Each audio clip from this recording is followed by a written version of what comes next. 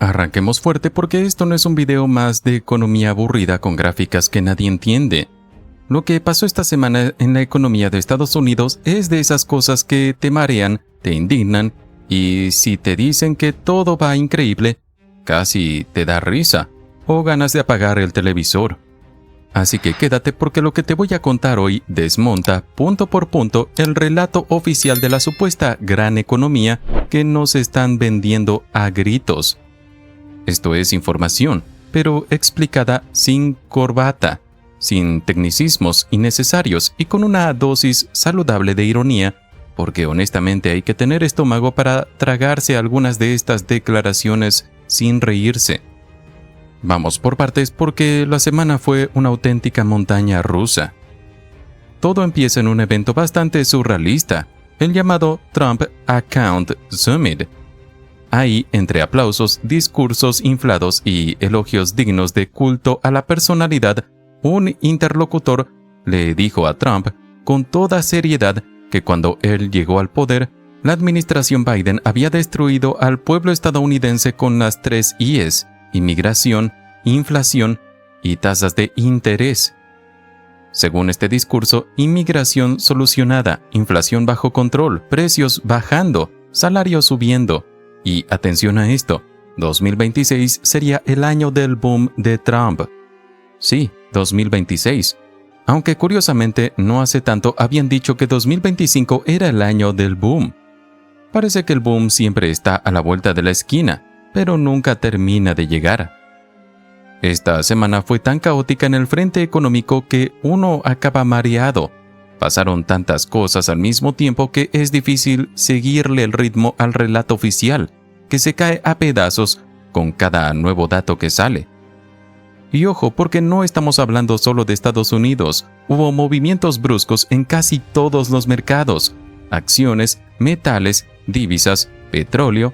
Todo esto mientras el mundo sigue lentamente pero sin pausa tomando distancia económica de Estados Unidos. Un divorcio desordenado pero real. Uno de los bombazos de la semana fue la nominación de Kevin Warsh, ex gobernador de la Reserva Federal, como próximo presidente de la Fed. Dato curioso, Warsh es, como dicen, Wash en ciertas zonas de Pensilvania, pero bromas aparte, este nombramiento tuvo efectos inmediatos. El mercado reaccionó con nerviosismo, el dólar se estableció, pero los metales duros, como el oro y la plata, que venían de máximos históricos, se desplomaron. La plata, por ejemplo, cayó alrededor de un 30% en un solo día. Una locura. Ahora, ¿quién es realmente Kevin Warsh? Según el análisis, es un republicano clásico estilo Reagan, vinculado al Hoover Institute. Gobierno pequeño, poca regulación y una obsesión casi religiosa con la inflación. En su visión, si la inflación está bajo control, los empleos vendrían solos. El problema es que esa visión no encaja del todo con lo que Trump dice querer: tasas de interés bajas y cercanas a cero para estimular la economía. Además, Walsh no es un actor neutral. Es yerno de Ronald Lauder, amigo íntimo y aliado histórico de Donald Trump. Así que, aunque sus ideas no coincidan del todo con el discurso presidencial, nadie duda de que, llegado el momento, va a cargar el agua para Trump. Bajas tasas mientras se reduce el balance de la Fed envía señales contradictorias al mercado. Podría incluso elevar las tasas de largo plazo y no necesariamente generar más crédito para consumidores o empresas. En otras palabras, no hay una fórmula mágica aquí, y lo preocupante es que ni siquiera dentro del propio equipo económico parece haber coherencia. Antes de que arrancara la semana, hubo otro susto. El Banco de Japón realizó lo que se conoce como un rate check. Básicamente llamó a grandes bancos para preguntar por tasas actuales, lo que suele ser una señal de posible intervención en el mercado cambiario. ¿Por qué importa a Japón? Porque Japón es el mayor tenedor de deuda estadounidense. Japón está viviendo algo inusual: inflación después de décadas de estancamiento. su nuevo liderazgo político busca estimular crecimiento y demanda, y esto está empujando al Banco de Japón a subir tasas. Si Japón decide redirigir capital hacia su propio mercado de bonos, Estados Unidos podría perder uno de sus mayores compradores de deuda. Y en este momento, Estados Unidos no está precisamente en posición de perder ese apoyo. Este era el telón de fondo de una semana que fue pésima para el ciudadano promedio, pero razonablemente buena para las ganancias corporativas, aunque incluso eso tiene truco. Uno de los titulares más impactantes fue la reunión entre Keir Starmer y Xi Jinping, justo después de que Mark Carney anunciara que Canadá profundizará su relación comercial con China. Esto no es menor. Reino Unido y Canadá son dos de los aliados económicos más cercanos de Estados Unidos, y ahora están abiertamente buscando entrelazar lazos con China. Cuando Carney habló de una ruptura, no exageraba. Es una señal clara de que la política comercial y exterior estadounidense está empujando incluso a sus aliados históricos a buscar alternativas. En Estados Unidos, algunos comentaristas celebraron que las solicitudes iniciales de desempleo bajaron a 209,000, pero hay truco. La semana anterior fue revisada al alza de 200,000 a 210,000. O sea, no es que la situación mejore, simplemente se está maquillando la tendencia. El último informe de empleo mostró solo 50,000 nuevas contrataciones, y encima se anunciaron despidos masivos planificados para 2026. Amazon 16,000 despidos, UPS 30,000 despidos, Verizon 13,000 despidos, Nestlé 16,000 despidos, Intel 25,000 despidos. Estos no son despidos impulsivos, son decisiones estratégicas tomadas con información del año pasado y proyecciones futuras. Eso debería encender todas las alarmas. Otro dato clave fue el índice de confianza del consumidor. Tanto la percepción actual como las expectativas futuras están en niveles previos a la crisis financiera de 2008. En una economía basada en el consumo, esto significa una cosa: la gente ya está cerrando la billetera porque siente que lo peor está por venir. Y lo peor es que los datos parecen darles la razón. Mientras Scott Bessent decía en una reunión de gabinete que la inflación estaba bajo control, salían los datos del índice de precios al productor. Este indicador mide los precios desde el punto de vista de los productores, no del consumidor, y suele anticipar la inflación futura con unos 60 días de adelanto. ¿La conclusión? Las empresas ya no pueden absorber los costos, los están trasladando al consumidor. Eso significa que la inflación va a repuntar, sí o sí, a menos que ocurra una recesión brutal, estilo 2008 o COVID. Otro dato que pasó casi desapercibido fue el deterioro del balance comercial. Suben las importaciones, bajan las exportaciones. Esto contradice directamente el discurso de que los aranceles están revitalizando la industria estadounidense. La idea de que solo con aranceles se puede resucitar la manufactura resulta pura fantasía. Aquí entramos al corazón del asunto. Scott Bessent afirma que, aunque se pierdan empleos manufactureros, hay un boom en la construcción de fábricas que luego se convertirá en empleo industrial. Pero los datos oficiales del Census Bureau muestran otra cosa. La construcción manufacturera cayó un 9,6% interanual. ¿Dónde creció la construcción? En transporte, energía, agua, saneamiento, sectores impulsados por la Ley de Reducción de la Inflación y la Ley CHIPS de Biden. Es decir, los pocos brotes verdes que existen vienen de políticas de la administración anterior, no de Trump. Gran parte del crecimiento reciente se debe a la construcción de centros de datos, pero esto tiene un costo enorme. En los primeros trimestres de 2025, las facturas eléctricas de los hogares subieron un 12,7%. Para 2026 se espera un aumento adicional del 4% en el gas natural. Las grandes tecnologías planean emitir $140,000 millones en deuda en 2026, y la inversión total en centros de datos podría superar los $600.000 millones. Todo esto presiona la red eléctrica, encarece la energía y golpea directamente al consumidor.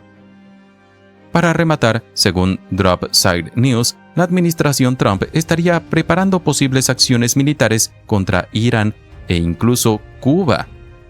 El solo rumor ya empujó los precios del petróleo. Brent en $69, WTI en 65. Si el conflicto escala, los precios podrían incrementarse y desatar una espiral inflacionaria. La victoria de Trump con el petróleo barato fue pírrica. Se logró a costa de frenar la economía global, y ahora esa ventaja se está evaporando. Así que aquí estamos, con inflación que no cede, empleo frágil, manufactura en caída, energía cada vez más cara y un mundo que empieza a mirar a Estados Unidos con desconfianza. Y ahora la pregunta final, la más importante, la que te dejo para que pienses y comentes abajo. Con todos estos datos sobre la mesa, ¿de verdad crees que esta economía va en la dirección correcta? ¿O simplemente nos están vendiendo un relato cada vez más difícil de sostener? Déjame tu comentario aquí abajo. Lo que acaba de pasar en Texas no es poca cosa. No es un detalle menor, no es una anécdota local, y definitivamente no es otro resultado más. Estamos hablando de un verdadero terremoto político en pleno corazón de un estado históricamente republicano.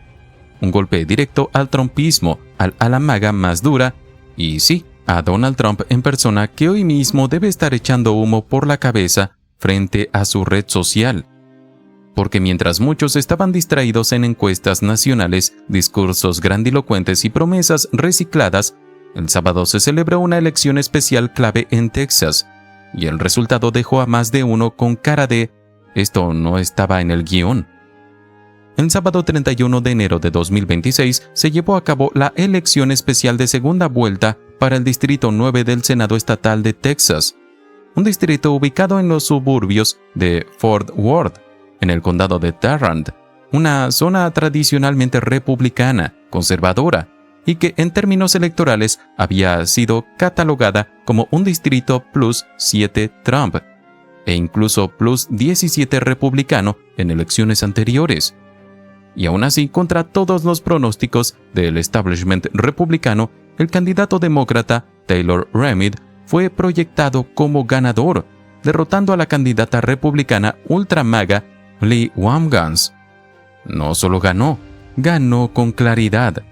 Cuando se declaró oficialmente la proyección, Taylor Ramid llevaba aproximadamente 56% de los votos, mientras que Lee se quedaba con 43,7%.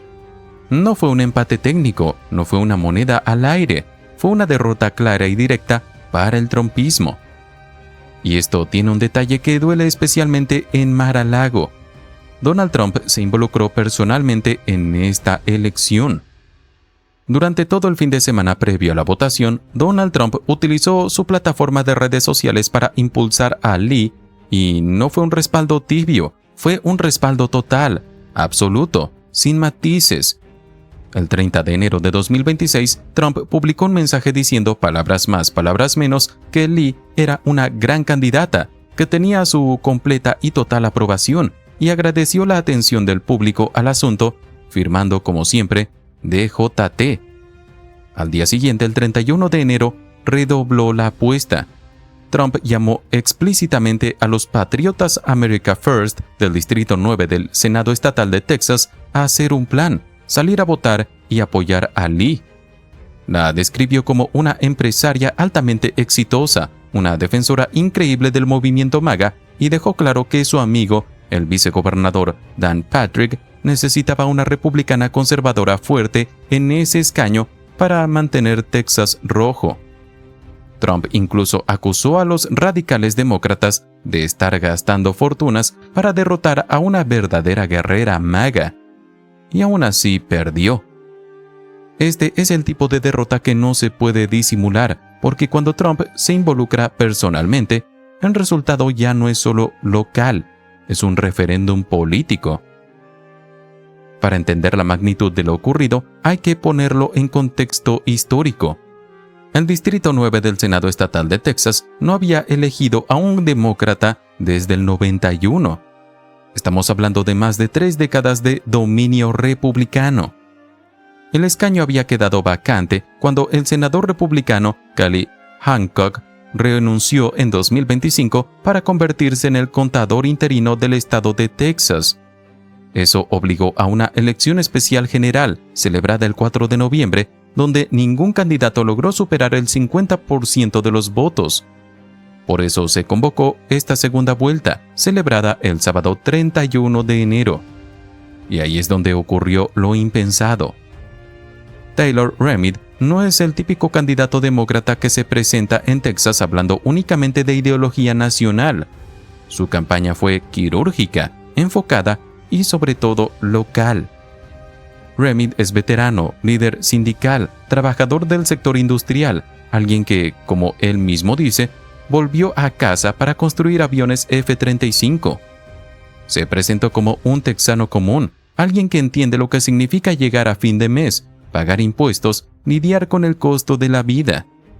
Su mensaje no giró en torno a guerras culturales, giró alrededor de lo que él llamó los temas de la mesa de la cocina: asequibilidad, impuestos a la propiedad, precios a los alimentos, costos de la salud. En uno de sus anuncios más difundidos, Remid decía que el condado de Tarrant no es solo un lugar, sino una promesa, y que esa promesa estaba siendo empujada fuera del alcance de las familias por el aumento descontrolado de precios y de impuestos a la propiedad. Ese mensaje caló hondo. Mientras Remid hablaba de precios, impuestos y salarios, Lee optó por una estrategia muy distinta. En su biografía se describía como cristiana, esposa, mamá osa, conservadora probada y orgullosamente ultra MAGA. Su campaña se centró casi exclusivamente en la queja, la confrontación y la narrativa del enemigo. Acusó a los demócratas de recibir millones en dinero oscuro, habló de George Soros, denunció conspiraciones financieras y pidió a los republicanos que corrieran a votar para salvar a Texas de caer en manos del caos. En uno de sus mensajes públicos, Lee afirmó que más de 2/3 de la campaña de Remid estaban financiadas por organizaciones asociadas al Partido Demócrata de Texas y que había más de $7 millones en contribuciones vinculadas a Soros. Pero ese discurso no bastó. De hecho, parece que cansó. Este resultado no cayó del cielo. Días antes de la elección, el New York Times publicó un perfil sobre esta contienda bajo un título que ya anticipaba problemas para los republicanos. El artículo señalaba que esta elección especial en los suburbios de Fort Worth podría servir como adelanto de una reacción contra las políticas sociales conservadoras extremas. Taylor Remid respondió públicamente a ese artículo diciendo que los votantes estaban hartos de agendas extremistas que priorizan guerras culturales en lugar de hacer lo que realmente beneficia a los texanos. Afirmó con total seguridad que el sábado iban a dar vuelta ese escaño y ponerse a trabajar por los temas que importan. Y eso fue exactamente lo que pasó. Las imágenes del evento electoral de Lee lo dicen todo. No fue una celebración, fue un ambiente sombrío, casi fúnebre. Ella misma dijo que volverían en noviembre, recordando que este escaño se vuelve a disputar en las elecciones regulares. Pero el mensaje ya estaba enviado. Del otro lado, la fiesta de Taylor Remid fue una explosión de energía. En su discurso, Remid agradeció a quienes participaron en la campaña, reconoció que aún quedaba trabajo por hacer y subrayó que nada de esto se logró en soledad. Dijo claramente que esa energía no solo serviría para esta carrera, sino para otras elecciones futuras. Un mensaje que, dicho sea de paso, suena bastante a estrategia a largo plazo. Uno de los ejes más efectivos de la campaña de Remid fue el tema de los impuestos a la propiedad. En varios anuncios explicó, con lujo de detalles, por qué los impuestos siguen subiendo a pesar de que los republicanos prometen alivio fiscal año tras año. Según Remid, cuando el estado de Texas subfinancia la educación pública y desvía miles de millones hacia esquemas de vales escolares, las encuestas locales no tienen más opción que trasladar los costos a los propietarios de viviendas. En 2023, recordó, el gobernador Greg Abbott mantuvo como rehén el financiamiento de la educación pública, y en 2025 empujó un plan de vales proyectado para costar hasta $7,000 millones en 5 años, dinero que deja de ir a las escuelas públicas. El resultado, explicó Remid, es simple: impuestos locales más altos y familias cada vez más asfixiadas. Ese mensaje, lejos de ser ideología, fue práctico y funcionó. Figuras públicas como Gina Hinojosa también destacaron la importancia de esta elección. En noviembre, cuando se anunció que habría segunda vuelta, Hinojosa celebró que madres, padres, docentes y comunidades escolares se hubieran movilizado para frenar la toma de control de los distritos escolares y llevar a Remid al primer lugar. Dijo claramente que esa energía debía trasladarse al balotaje, y se trasladó. Más allá del escaño en sí, este resultado envía un mensaje claro de cara a las elecciones de medio término. Si un distrito plus 7 Trump, incluso plus 17 republicano, puede volcarse hacia los demócratas cuando el enfoque está en la economía real y no en guerras culturales, entonces el mapa político de Texas y del país empieza a verse muy distinto. Trump y el gobernador Abbott habían apostado a redibujar distritos, a reducir márgenes y a consolidar poder. Pero lo que estamos viendo es exactamente lo contrario: distritos cada vez más competitivos y un electorado menos dispuesto a comprar discursos extremistas. Y eso para el trumpismo es una pésima noticia. Si este patrón se repite, los republicanos MAGA podrían enfrentarse a un verdadero desastre electoral en las próximas elecciones de medio término. Lo ocurrido en el Distrito 9 del Senado Estatal de Texas no es un accidente, es una señal, una advertencia clara de que incluso en territorios históricamente conservadores, los votantes están dispuestos a castigar el extremismo y premiar a quienes hablan de promesas reales. Donald Trump apostó su nombre, apostó su influencia, apostó su narrativa y perdió. Ahora la pregunta es inevitable. ¿Estamos viendo el principio del fin del dominio MAGA en lugares donde antes parecía intocable? Dime lo que piensas en los comentarios.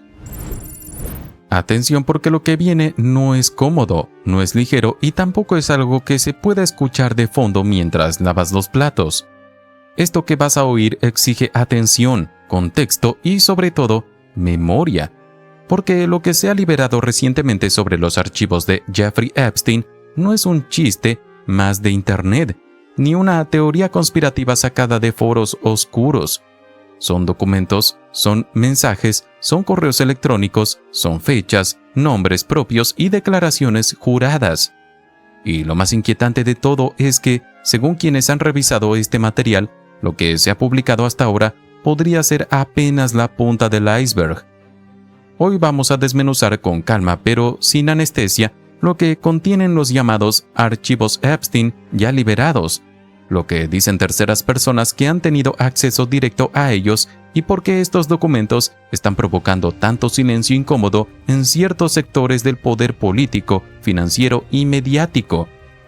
Ponte cómodo, pero no demasiado, porque esto es oscuro, es grim, como dicen en inglés, y sí, también es profundamente perturbador. Antes de entrar en materia, una aclaración importante. Todo lo que se menciona aquí proviene de documentos, correos, mensajes de texto y declaraciones citadas por analistas que han revisado millones de archivos. En varios casos se trata de acusaciones, no de sentencias judiciales, y eso hay que decirlo claramente. Dicho eso, que algo sea una acusación no lo vuelve irrelevante, sobre todo cuando está respaldado por documentos oficiales y declaraciones bajo juramento. Dicho esto, vamos por partes. Quien analizó estos documentos afirma haber revisado 3 millones de archivos ya liberados. 3 millones, que ya de por sí es una cifra absurda. Pero aquí viene el primer dato inquietante. se estima que al menos otros 3 millones de archivos, como mínimo, siguen sin aparecer. Algunos hablan incluso de 5 millones más, y si hablamos de documentos y no de páginas sueltas, el panorama se vuelve todavía más grave. Un solo documento puede tener 10, 12 o más páginas. Hagan las cuentas, podríamos estar hablando de 20 o 30 millones de páginas que aún no han visto la luz. Es decir, lo que sabemos ahora podría ser solo el tráiler y no la película completa. Uno de los datos que más ruido ha generado es la presencia constante del nombre de Donald Trump en estos archivos. No una vez, no 10, más de 5.000 referencias directas a Donald Trump, según quienes revisaron los documentos. Y no aparece solo, aparece rodeado de un círculo que, según el análisis presentado, conforma lo que se describe como una auténtica cábala. Aquí entran nombres como Howard Lutnick, actual figura clave en el entorno económico de Trump, Elon Musk, mencionado repetidamente, dueños de equipos de la NFL, figuras del mundo financiero y mediático y asesores políticos de primer nivel. Según se explica, no se trata de menciones aisladas o casuales. Es un patrón, un entramado de relaciones, comunicaciones frecuentes y referencias cruzadas que pintan un cuadro bastante más complejo de lo que se había admitido públicamente. Uno de los episodios más llamativos involucra a Steve Bannon, uno de los altos políticos más cercanos a Donald Trump durante años. En mensajes fechados en mayo de 2019, Jeffrey Epstein se comunica con Bannon y le comenta que Donald Trump estaba realizando un evento de recaudación de fondos al lado de su casa, en la calle 71. Hasta ahí alguien podría decir coincidencia, pero el mensaje no termina ahí. Epstein añade que le dijo a los organizadores que preguntaran si Trump quería entrar para un masaje. Eso está escrito, está figurado en los mensajes, y el contexto, considerando todo lo demás, hace que esa frase pese mucho más de lo que pareciera a simple vista. Esto ocurre en 2019, años después de que Trump afirmara públicamente que había roto toda relación con Epstein mucho antes. Retrocedamos un poco, diciembre de 2018, en correos electrónicos que aparecen en los archivos, Jeffrey Epstein afirma estar involucrado en la selección de nombres para reemplazar al entonces secretario del Tesoro, Steve Mnuchin. En un intercambio de correos con Larry Summers, figura influyente en el mundo económico estadounidense, se lee una pregunta directa: ¿vas a visitar Mar-a-Lago? Eso es importante porque Trump había asegurado que Epstein no había pisado Mar-a-Lago desde 2004. Sin embargo, los archivos indican que Epstein fue invitado en 2012 y que las referencias a visitas y contactos continuaron después de esa fecha. En esos correos, Epstein afirma estar siendo consultado para dar 3 nombres como posibles reemplazos de Mnuchin. Es decir, se presenta a sí mismo como alguien con acceso directo al proceso de selección del gabinete presidencial en 2018. Eso, como mínimo, plantea preguntas muy serias. Aquí estamos en uno de los puntos más duros de todo este material. En una segunda revisión de los archivos aparece una declaración firmada por una persona bajo el seudónimo Tiffany Doe, una Jane Doe, fechada el 18 de junio de 2016. En esta declaración, firmada bajo pena de perjurio, la persona afirma haber presenciado abuso físico contra menores cometidos tanto por Jeffrey Epstein como por Donald Trump entre los años 90 y 2000, periodo en el que trabajó para Epstein. La declaración sostiene que Trump habría dicho a una víctima que no hablara si no quería desaparecer como la niña de 12 años, y que era capaz de mandar a acabar con la vida de toda su familia. También afirma que tras dejar el empleo con Epstein en el año 2000, la declarante fue amenazada por el propio Epstein si alguna vez revelaba lo que había visto. Todo esto está firmado, fechado y presentado bajo juramento, con la frase explícita de que la vida de la declarante y de su familia corrían grave peligro. Es una acusación gravísima, y no es un comentario anónimo en redes sociales, es una declaración legal. Otro elemento que ha llamado poderosamente la atención son correos electrónicos donde se habla, de manera alarmantemente casual, sobre la posibilidad de acabar con la vida de alguien. En uno de ellos, una persona cuyo nombre aparece redactada le escribe a Epstein: «Te doy permiso para acabar con su vida». Epstein responde con una sola palabra: «Whoops». Ese mismo término aparece repetidamente en otros contextos. Cuando se menciona la baja de la esposa de Robert Kennedy Jr., encontrada sin vida el 17 de mayo de 2012, la respuesta de Epstein vuelve a ser «Whoops». Según se menciona, la autopsia de esa baja mostró signos inusuales, como que la víctima parecía haber intentado liberarse del lazo. Aún así, Epstein responde con la misma palabra, casi como un tic macabro. No es una prueba directa de nada, pero el patrón resulta como mínimo perturbador. Uno de los aspectos más indignantes del material liberado es la presencia de archivos que contienen fotografías tipo headshot de niñas menores de edad. Más de una docena, sin redacciones, sin protección, y con documentos que confirman que se trata de menores. Analistas y periodistas que revisaron estos archivos afirman que decidieron no difundir las imágenes para no revictimizar a las personas involucradas. Sin embargo, denuncian que el propio Departamento de Justicia publicó estos archivos sin el debido cuidado, exponiendo a las víctimas a un nuevo trauma. Según se explica, algunas redacciones que se ven en imágenes difundidas públicamente no fueron hechas por el Departamento de Justicia, sino por periodistas que intentaron proteger la identidad de las menores.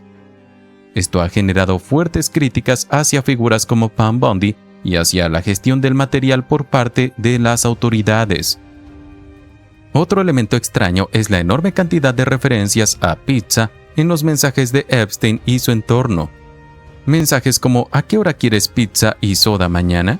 o «Al equipo le encantó la pizza hoy» aparecen una y otra vez en contextos que resultan como poco raros.